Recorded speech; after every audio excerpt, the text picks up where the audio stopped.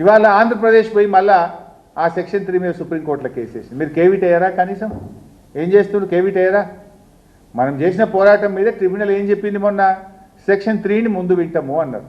యాక్చువల్గా ఇన్ఫ్యాక్ట్ ఇక్కడ కూడా రాష్ట్ర ప్రభుత్వం సరిగ్గా అధికారులు చెప్తున్నట్టు తెలుస్తుంది, నాకు అనిపిస్తలేదు. ఇంజనీర్లు కానీ అధికారులు కానీ రాష్ట్ర ప్రభుత్వాన్ని సరిగ్గా గైడ్ చేస్తలేరు. సెక్షన్ 3 అనేది సెక్షన్ 89 కింద సెక్షన్ 3 యాడ్ అయింది, అంటే సబ్స్యూమ్డ్. ఒకసారి సబ్స్యూమ్ అయిపోయిన తర్వాత ఇక అసలు సెక్షన్ 89 ఉండదు. నా ఓన్లీ కృష్ణా జలాలను బల్క్గా ఆంధ్రప్రదేశ్ తెలంగాణ మధ్య పంచుడే సెక్షన్ 3. అది వచ్చిన తర్వాత ఇక సెక్షన్ 89 ఉండదు. కానీ రాష్ట్ర ప్రభుత్వం ఏం చెప్పిందంటే, నేను ఎక్కడ చూసినా ముందు మా ఓన్లీ సెక్షన్ 3ఏ వినాలే, కాదంటే రెండింటిని క్లబ్ చేసి వింటే సెక్షన్ 3 మొదలు నుండి తర్వాత సెక్షన్ 89 వినుండ్రి. అసలు సెక్షన్ 89 ఉండదు. ఇక when you got the section 3 it is subsumed, section 89 is subsumed. So ఒకవైపు మళ్ళీ ఏమైంది, ఇప్పుడు దాని మీద ఆంధ్రప్రదేశ్ సుప్రీంకోర్టులో కేసు వేసింది. మీరు కేవిట్ వేసుకోరా? వెంటనే మీరు కేవిట్ వేయాల్సి ఉండే కదా, వెంటనే ఒక మంచి అడ్వకేట్లను పెట్టి మనం వాదించాల్సి ఉండే కదా.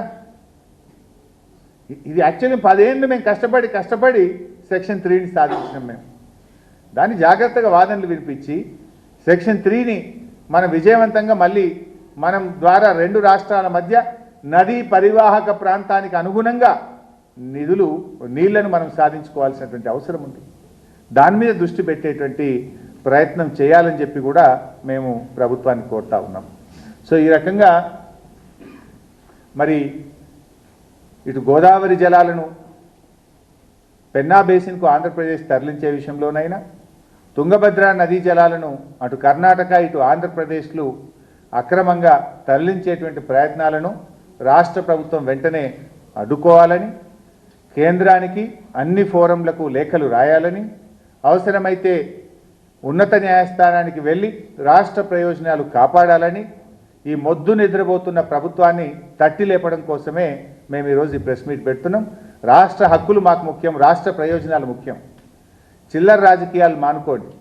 మేము ఇస్తున్నది ఒక రాష్ట్రానికి సంబంధించి భవిష్యత్ తరాలకు సంబంధించి సూచనలు ఇస్తూ ఉన్నాం. మీరేమో కనీసం పట్టించుకుంటలేరు. ఒకరు దావోసు, ఇంకొకరు కర్ణాటకలు, ఇంకొకరు ఢిల్లీ యాత్రల్లో బిజీ ఉన్నారు. మీరు సరే, మీ యాత్రలు మీ ఇష్టం, కానీ రాష్ట్ర ప్రయోజనాలు మాకు ముఖ్యం. చిల్లర రాజకీయాలు మానేసి రాష్ట్ర ప్రయోజనాలు కాపాడే ప్రయత్నం చేయండి. లేదు మీకు నిజాయితీ ఉంటే ఆల్ పార్టీ మీటింగ్ పిలవండి, వచ్చి మీకు ఇంకా విలువైన సూచనలు సలహాలు కూడా ఇస్తాం. మీకు ఏదైనా అర్థం కాకపోతే అడగండి, చెప్పడానికి కూడా మేము సిద్ధంగా ఉన్నాం. కానీ మళ్ళీ ఏదో మాట్లాడి ఎవరినో పెట్టించి ఈ చిల్లర తిట్టుడు బూతులు, నాకు తిట్టలేక కాదు, బూతులు మాట్లాడలేక కాదు. సమయం సందర్భం ఉన్నప్పుడు రాజకీయాలు పక్కన పెట్టి రాష్ట్ర ప్రయోజనాలు కాపాడుకోవాలి. ఇతర రాష్ట్రాలు చూసి నేర్చుకోవాలి. రాజకీయాల కంటే రాష్ట్ర ప్రయోజనాలు ముఖ్యం.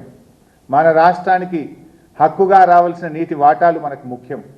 ఆ నీళ్లు సాధించుకోవడం కోసం, అక్రమ ప్రాజెక్టులను అడ్డుకోవడం కోసం ప్రభుత్వం వెంటనే కళ్ళు తెరిచి యుద్ధ ప్రాతిపదికన చర్యలు తీసుకోవాలని మేము కోరుతున్నాం. Thank you.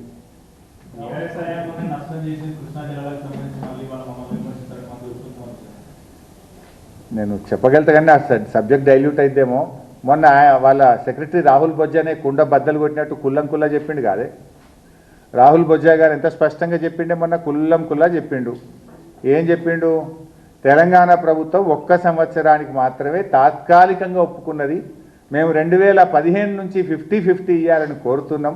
ఇప్పుడు కూడా మేము ఈ 1 సంవత్సరానికే ఒప్పుకుంటున్నాం అని స్పష్టంగా వాళ్ళ సెక్రటరీ రాహుల్ బొజ్జానే చెప్పిండు కదా. ఇంకా ఇక ఉత్తమ్ కుమార్ రెడ్డి మాట్లాడితే ఇక దాన్ని ఏమంటామంటే ఆయన్నే ఆత్మ పరిశీలన చేసుకోవాలి. నిజంగా చెప్పాలంటే సాగునీటి శాఖ మంత్రిగా ఉత్తమ్ కుమార్ రెడ్డి ఫెయిల్ అయిపోయాడు. మొదటి సంవత్సరంలో 6,50,000 ఎకరాలకు నీళ్ళు ఇస్తా అని